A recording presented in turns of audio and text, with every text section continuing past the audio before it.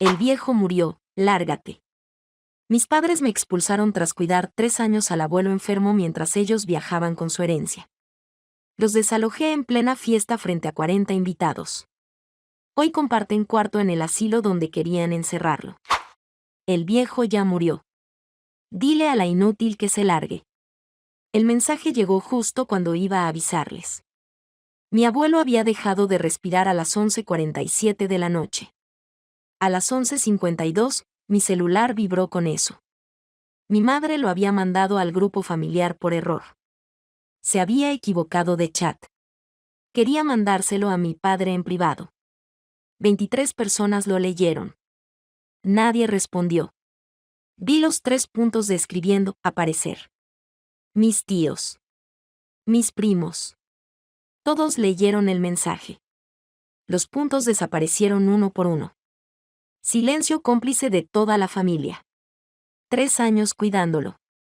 3 años de pañales, de medicinas a las 4 de la mañana, de aprender a revisar sus niveles de oxígeno. Mientras tanto, mis padres publicaban selfies desde playas en el Caribe. Nos lo merecemos, decía mi madre cuando alguien preguntaba. ¿Es nuestra herencia, para qué esperar a que el viejo la gaste en medicinas? Toda mi vida fui la que sobraba. La hija que salió rara, según mi madre le contó a una vecina cuando yo tenía 10 años. Escuché todo desde el pasillo.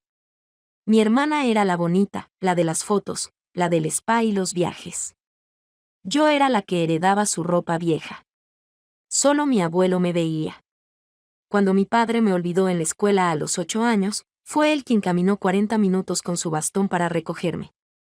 Cuando no hubo dinero para mi viaje de preparatoria, pero sí para el cumpleaños de mi hermana. Fue él quien deslizó los billetes en mi mochila. Llegaron al día siguiente. Sin flores.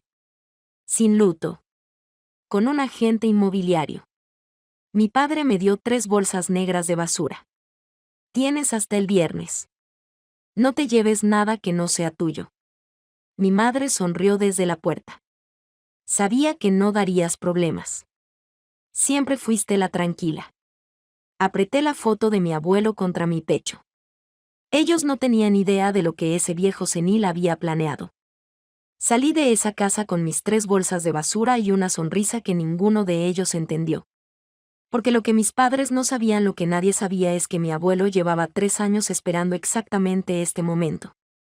Todo empezó cuando él tuvo su cirugía de cadera.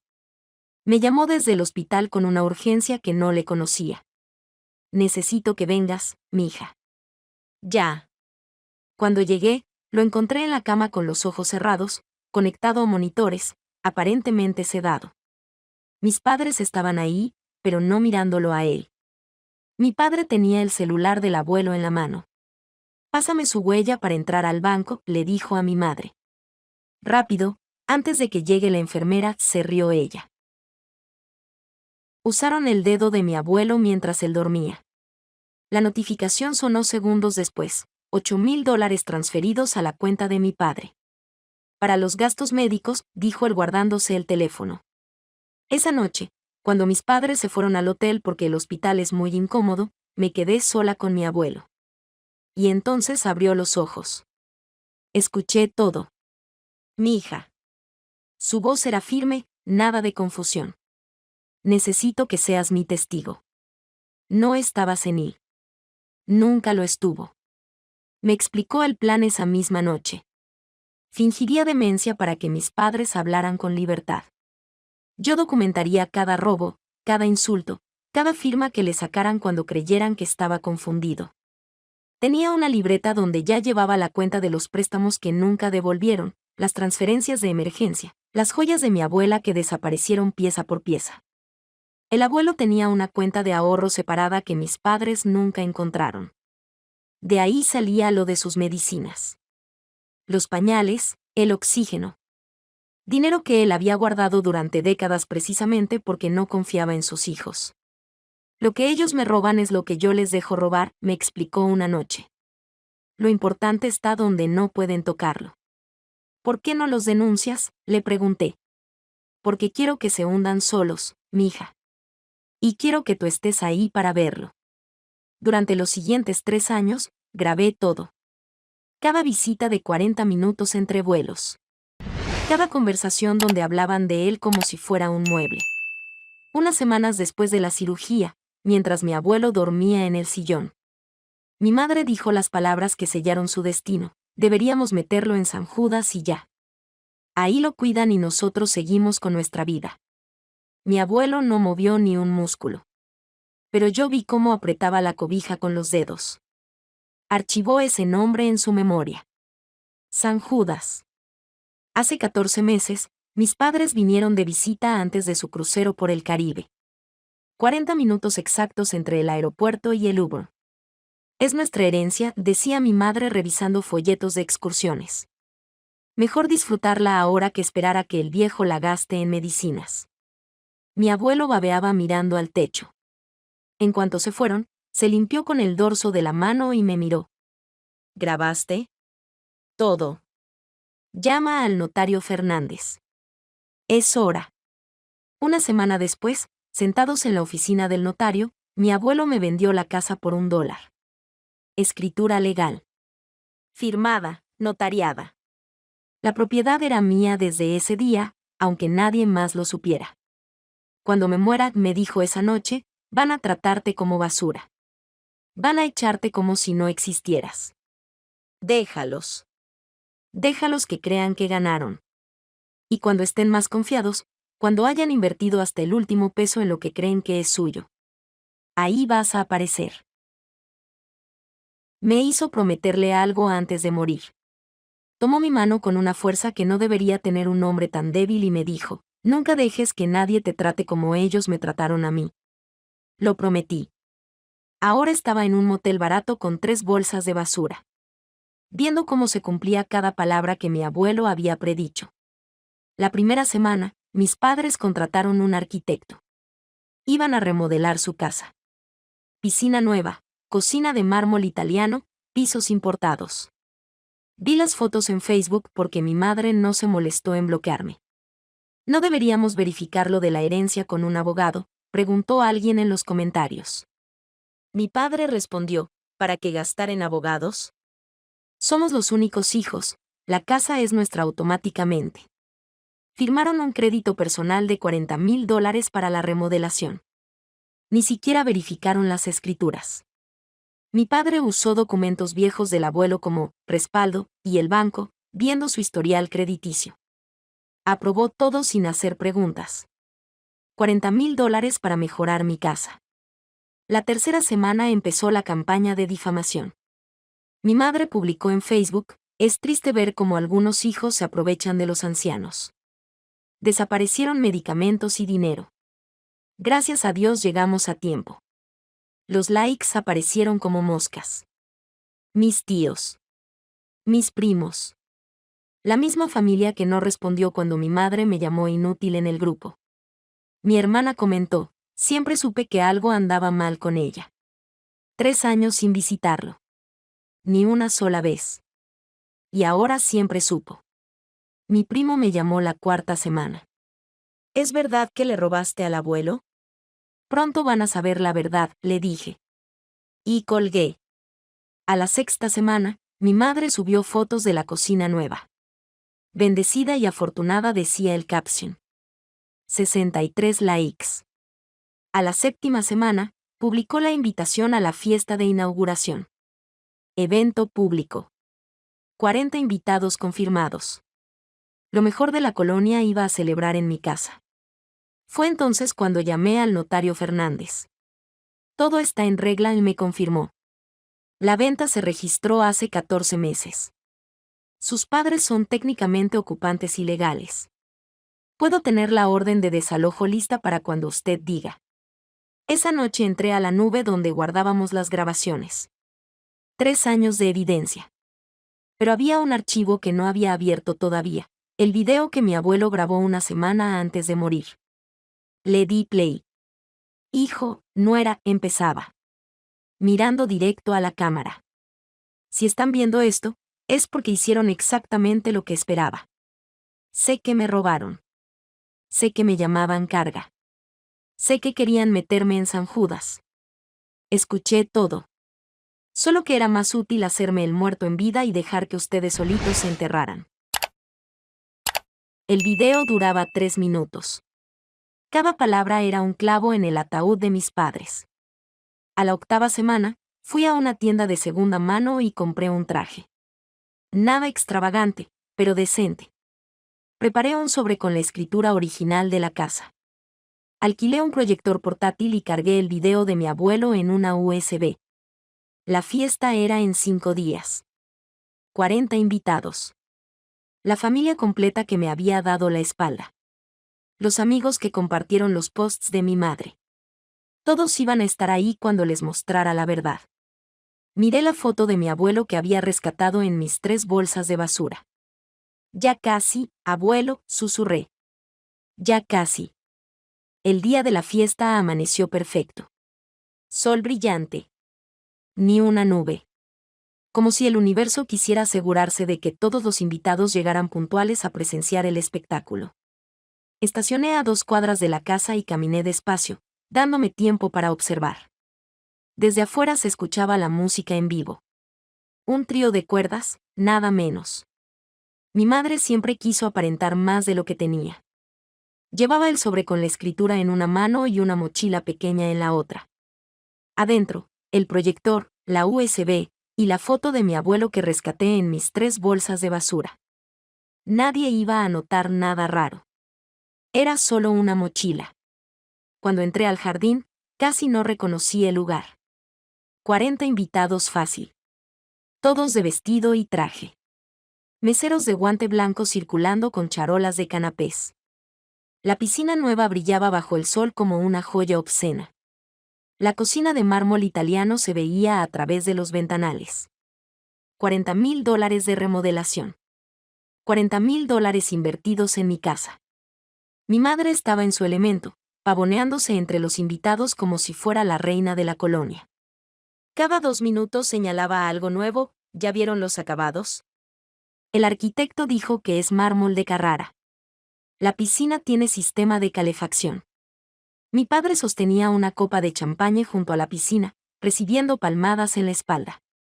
Vi a mis tíos, los mismos que dieron like a los posts de difamación. A mis primos, los que compartieron. Y ahí, posando para una foto junto a la fuente decorativa. Estaba mi hermana. La misma que comentó siempre supe que algo andaba mal con ella sin haberme visitado una sola vez en 3 años. Toda la familia que me dio la espalda, reunida para celebrar en mi casa. Mi padre alzó su copa y pidió silencio. El trío dejó de tocar. Quiero proponer un brindis, dijo con esa voz de patriarca que siempre me dio náuseas. Por el legado de mi padre, que finalmente podemos honrar como se merece. Los invitados levantaron sus copas. Salud. La ironía era tan perfecta que casi me río en voz alta. Honrar su legado. Mientras brindaban con champaña comprado con el dinero que le robaron. Fue entonces cuando mi madre me vio. Su cara pasó de sorpresa a confusión a desprecio en aproximadamente 3 segundos. Se abrió paso entre los invitados y alzó la voz para que todos escucharan. Miren quién volvió arrastrándose. Su sonrisa era veneno puro. ¿Vienes a devolver lo que te robaste o a pedir perdón? 40 pares de ojos se voltearon hacia mí. Reconocí algunas caras. La señora del 32, que había compartido el post de mi madre sobre hijos que se aprovechan de los ancianos. El contador de mi padre, que probablemente ayudó a ocultar las transferencias. La mejor amiga de mi madre, que comentó qué horror, pobre de ti cuando publicó lo de los medicamentos desaparecidos. Todos me miraban como si fuera una criminal entrando a escena. Sonreí. La misma sonrisa que mi madre usa cuando cree que ganó. No, mamá. Solo quería ver cómo quedó mi piscina antes de que te vayas. El silencio fue instantáneo. Mi padre se acercó con el ceño fruncido. ¿Tu piscina? Se rió, pero la risa sonó nerviosa. ¿De qué diablos hablas? Abrí el sobre y saqué la escritura. La sostuve en alto para que todos pudieran ver el sello del notario. El abuelo me vendió esta casa hace 14 meses. Venta legal, notariada. Registrada. Esta propiedad es mía desde entonces. Los murmullos empezaron inmediatamente. Vi a varios invitados sacar sus celulares. Perfecto. Que grabaran todo. Eso es mentira, dijo mi madre, pero su voz ya no sonaba tan segura. Papá estaba senil. No podía afirmar nada. ¿Senil? Dejé la mochila en una mesa y saqué el proyector. Es gracioso que menciones eso. El abuelo me dejó un mensaje para ustedes. ¿Les importa si lo comparto con todos? Mi padre dio un paso hacia mí. Deja de hacer el ridículo. Déjala, dijo mi madre con una sonrisa forzada. Que haga su show. Así todos van a ver lo loca que está. Exactamente lo que esperaba que dijera. Conecté el proyector al sistema de sonido que mis padres habían instalado para la fiesta. La pared blanca del jardín era la pantalla perfecta. Le di play al video. La cara de mi abuelo apareció en la pared, enorme, mirando directamente a la cámara. Su voz llenó el jardín. Clara y firme. Nada de confusión. Nada de demencia. Hijo, nuera. Si están viendo esto, es porque hicieron exactamente lo que esperaba. Mi madre se quedó paralizada. Mi padre dejó caer su copa de champaña. Sé que me robaron dinero del hospital cuando estaba sedado. Escuché cómo dijeron, pásame su huella para el banco. Escuché las risas. Escuché todo. Los invitados miraban la pantalla sin parpadear. Algunos tenían la boca abierta. Sé cada documento que me hicieron firmar cuando estaba, confundido, por las medicinas. Sé que me llamaban, carga. Sé que planeaban meterme en el asilo de San Judas para deshacerse de mí. Mi madre intentó moverse hacia el proyector, pero dos invitados estaban en su camino y no se movieron. Nadie quería perderse esto. No estaba senil. Estaba escuchando. Estaba grabando. Estaba esperando a que ustedes solitos se enterraran. La voz de mi abuelo se volvió más dura. Esta casa ya no es suya. La vendí hace más de un año a la única persona que me trató como ser humano y no como herencia. Mi nieta. La que ustedes llamaban, la inútil, punto. Mi madre empezó a gritar. Es mentira. Ella lo manipuló. Falsificó todo. Pero nadie le prestaba atención. Todos miraban la pantalla. ¿Y si gastaron dinero en remodelar esta casa? Mi abuelo sonrió, una sonrisa que me recordó a todas las noches que pasamos planeando esto juntos. Gracias por el regalo. Según la ley, las mejoras a una propiedad ajena benefician al dueño legítimo. Disfruten la fiesta. Es lo último que van a poder pagar. El video terminó. El silencio que siguió fue el más satisfactorio de mi vida. Mi padre se abalanzó hacia mí intentando arrebatarme los papeles. Me aparté con calma. Esto es un fraude, gritó. Mi padre no estaba en sus facultades. Ah, no. Señalé hacia la entrada del jardín. ¿Por qué no se lo preguntan a él? El notario Fernández entró caminando tranquilamente, con una carpeta bajo el brazo. El mismo notario que había trabajado con mi abuelo durante 30 años. El mismo que certificó la venta hace 14 meses. Buenas tardes, dijo con la calma de alguien que ha visto de todo. Vengo a entregar formalmente la orden de desalojo. Le extendió los papeles a mi padre, quien los miró como si fueran una serpiente. La venta fue completamente legal, explicó el notario en voz alta, para que todos escucharan. El señor estaba en plenas facultades mentales. Yo mismo verifiqué su estado antes de la firma. Sus hijos son, técnicamente, ocupantes sin ningún título de propiedad. Espera. La amiga de mi madre, la que compartió el post sobre los hijos aprovechados, dio un paso adelante. ¿Entonces todo lo que publicaste era mentira? Mi madre se volteó hacia ella con ojos de pánico. No, tú no entiendes, ella nos robó, ella. ¿Ella les robó? La mujer la miró con una mezcla de horror y disgusto. Acabamos de ver un video de tu padre diciendo que ustedes le robaron a él. Los murmullos se convirtieron en conversaciones abiertas. Escuché fragmentos. No puedo creerlo. Pobre hombre. ¿Y nosotros les dimos like? ¡Qué vergüenza! Mi hermana intentó intervenir. Esto es ridículo. Mi hermana siempre estuvo celosa de nosotros. Esto es una venganza porque... Tú cállate. Mi tía Rosa. La única que nunca comentó en los posts, la miró con desprecio. Tú tampoco lo visitaste nunca, ¿verdad? 3 años y ni una sola vez. Mi hermana cerró la boca. Los invitados empezaron a irse. Primero uno, luego otro, luego grupos enteros. Nadie se despidió de mis padres. Algunos ni siquiera dejaron sus copas en las mesas, las dejaron donde fuera. Como si no pudieran salir lo suficientemente rápido. En 15 minutos, la fiesta de 40 personas se vació. Mi padre me miró con un odio que nunca le había visto. Esto no va a quedar así. Tienes razón, le dije. Todavía falta la mejor parte. No sabía de qué hablaba. Pero lo sabría pronto.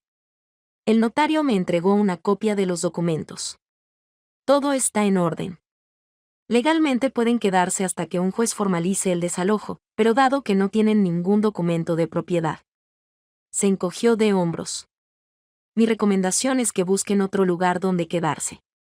Se fue, dejándome sola con mis padres y mi hermana en medio de la fiesta abandonada. Mi madre lloraba, aunque no estoy segura si de vergüenza. De rabia o de miedo. Mi padre maldecía entre dientes, caminando en círculos sin saber qué hacer. Mi hermana me miraba como si fuera la primera vez que me veía. ¿Cómo pudiste hacernos esto?, susurró mi madre. Pensé en todas las respuestas que podría darle. Pensé en los 3 años de pañales a las 4 de la mañana. En las noches sin dormir. En el mensaje de dile a la inútil que se largue. En las fotos de sus vacaciones mientras yo sostenía la mano de un anciano moribundo. En cada insulto, cada desprecio, cada vez que me trataron como si no existiera. Pero no dije nada de eso. Solo tomé mi mochila, guardé la foto de mi abuelo que había sacado para la ocasión, y caminé hacia la salida. Tienen hasta el viernes para sacar sus cosas, dije sin voltear. No se lleven nada que no sea suyo. Las mismas palabras que mi padre me dijo hace 8 semanas. Salí de mi casa dejándolos rodeados de canapés sin tocar, copas de champaña abandonadas, y una piscina nueva que nunca iban a disfrutar. Esa noche mis padres intentaron quedarse en la casa. No tenemos a dónde ir, y dijo mi madre con una voz que pretendía sonar vulnerable pero solo sonaba patética. Es de noche. No puedes echarnos así. Ya no es tu casa, le recordé desde el marco de la puerta. El notario me dijo que puede llamar a la policía si no se van voluntariamente. Mi padre me miró con ese odio concentrado que ya conocía. Esto no va a quedar así. Vamos a impugnar todo. Vamos a demostrar que manipulaste a mi padre. Adelante. Pero esta noche, se van. Salieron con maletas improvisadas. Bolsas de plástico llenas de ropa.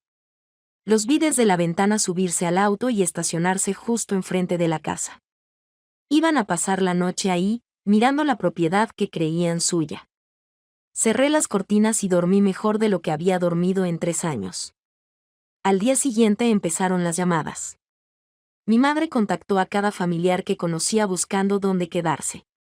Uno por uno, todos dijeron que no. Los mismos tíos que dieron like a sus posts de difamación ahora no contestaban el teléfono. Los mismos primos que compartieron sus acusaciones ahora no tenían espacio o estaban remodelando o simplemente no respondían.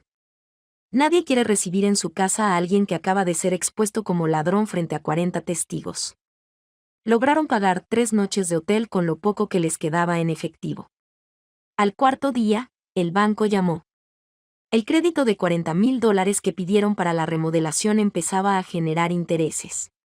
Las cuotas comenzaban el próximo mes. No tenían ingresos, no tenían activos, no tenían nada. Mi madre intentó vender sus joyas. Descubrió lo que yo ya sabía. Todo lo valioso lo habían vendido hace años para financiar los viajes. Lo que quedaba era bisutería barata que no valía ni para empeñar. Una semana después de la fiesta. recibieron la carta del abogado del abuelo. Me enteré de los detalles porque mi hermana me llamó llorando esa misma tarde.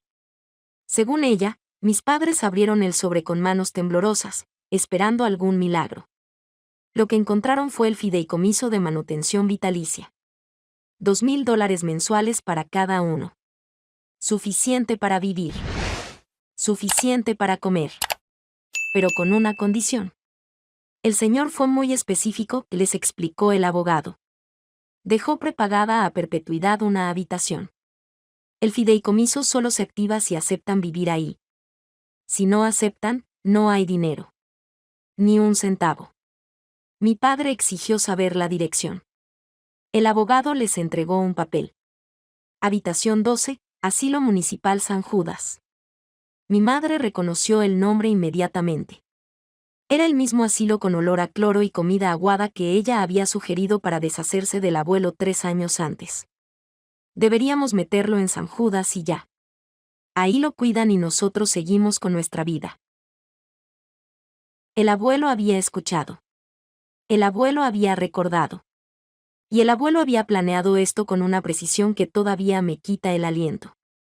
Mi padre explotó. Gritó que era ilegal, que iban a impugnar, que ningún juez permitiría semejante barbaridad. El fideicomiso es irrevocable, respondió el abogado con calma. Además, el señor dejó 3 evaluaciones psiquiátricas certificadas por médicos independientes, realizadas en diferentes fechas durante los últimos 2 años. Todas confirman plena capacidad mental. Si quieren impugnar, adelante. Pero les advierto que van a perder. Mis padres gastaron sus últimos ahorros en un abogado que les dijo exactamente lo mismo. El caso no tenía futuro. Las evaluaciones psiquiátricas eran blindaje puro. Mi abuelo había pensado en todo. No les quedaba dinero. No les quedaba nada. 3 días después, mi hermana vino a verme. Llegó con los ojos hinchados de llorar, sosteniendo un sobre que acababa de recibir. Diferente al de mis padres. Exclusivo para ella. ¿Tú sabías de esto?, me preguntó con la voz quebrada. ¿De qué? Me mostró la carta. Era la letra de mi abuelo, escrita a mano. Para mi nieta, que nunca supo lo que es cuidar a alguien que no puede darte nada a cambio. El abuelo le había dejado pagada la matrícula completa en el Instituto de Enfermería Santa Clara. 4 años de carrera. Pero había una condición: si se graduaba y trabajaba 1 año cuidando ancianos, recibiría su parte de la herencia. Si abandonaba, perdía todo. Tienes que ayudarme, me suplicó. Tienes que hablar con el abogado. Decirle que lo cambie. El fideicomiso es irrevocable. No puedo cambiarlo aunque quisiera. Pero no es justo. Yo no les robé nada. La miré a los ojos. Tampoco lo visitaste nunca. 3 años viviendo en la misma ciudad y no fuiste una sola vez. Ni una. Estaba ocupada. Tenía mi vida. Todos teníamos vida. La diferencia es que yo puse la mía en pausa para cuidarlo mientras tú subías fotos al Instagram y comentabas que siempre supiste que algo andaba mal conmigo. Punto. Se quedó callada. Es más de lo que te merecías, le dije. Y más de lo que ellos van a tener jamás. Se fue llorando. No sentí lástima. El día de la mudanza al asilo fue un martes gris, de esos que parecen diseñados para ocasiones miserables. No fui a verlos. Pero me enteré de todo por una prima que sí fue más por morbo que por apoyo. Mis padres llegaron al asilo municipal San Judas con 2 maletas pequeñas. El personal los recibió con la misma indiferencia con la que reciben a cualquier interno. Nada de trato especial. Nada de consideraciones. Solo un formulario que firmar y una indicación de dónde quedaba su habitación. La habitación 12 era exactamente lo que mi madre describía cuando hablaba de meter al viejo ahí: 2 camas individuales separadas por una cortina delgada, paredes color crema descascaradas, olor a desinfectante barato mezclado con algo más viejo que nadie quiere identificar. La ventana tenía rejas decorativas que no engañaban a nadie. La vista era a un estacionamiento. Mi madre se sentó en su cama y no dijo nada. Mi padre se quedó parado en la puerta durante varios minutos. Como si esperara que alguien le dijera que era una broma. Nadie se lo dijo.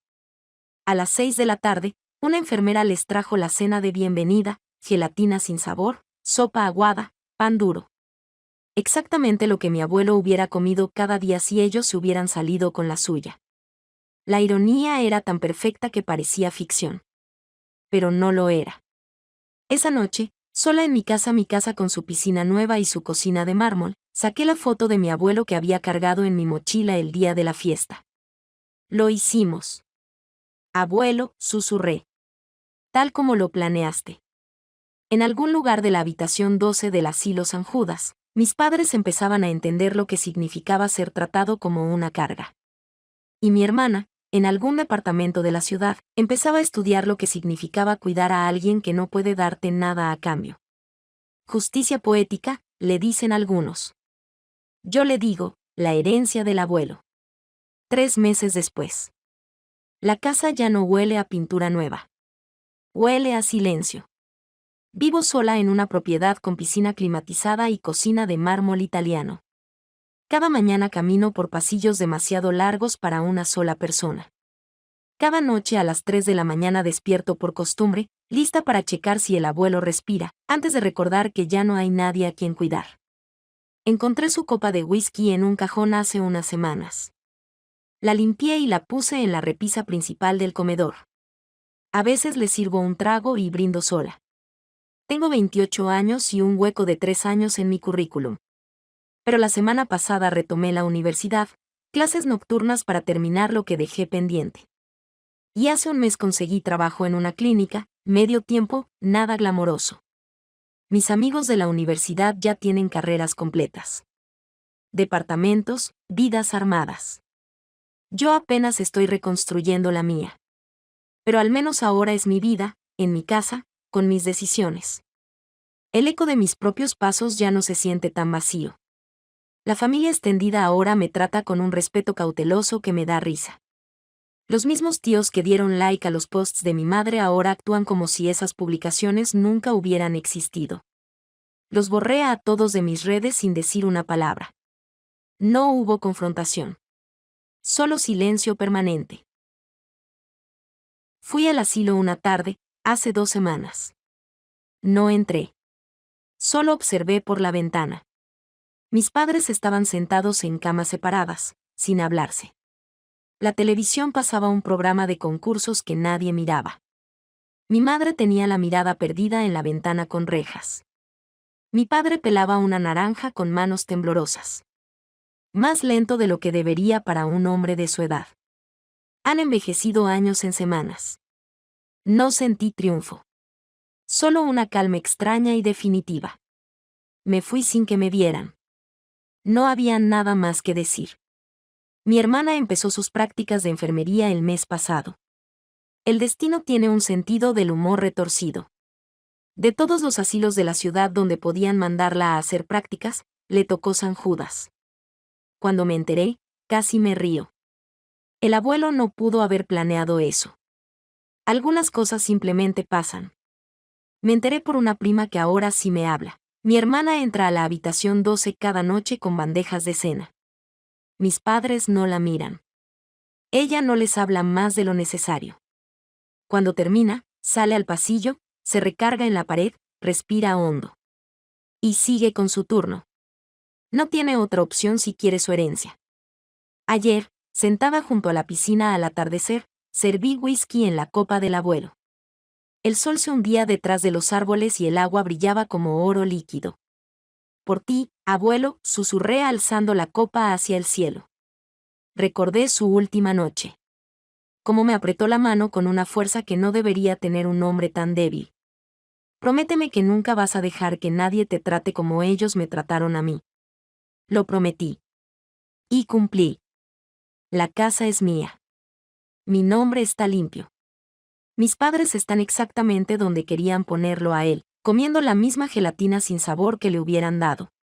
Pero las victorias tienen un precio que nadie te advierte. Las noches son largas. El silencio pesa. Y no hay nadie con quien compartir que ganaste. Guardé la copa del abuelo en su lugar. Apagué las luces del jardín una por una y entré a la casa vacía. Mañana será otro día. Pero esta noche, como todas las noches, dormiré sola en una casa demasiado grande para una sola persona. Algunos me preguntan si valió la pena. Miro la foto del abuelo en la repisa y recuerdo su sonrisa cómplice, las noches planeando juntos, el apretón de manos final. Sí. Valió cada segundo.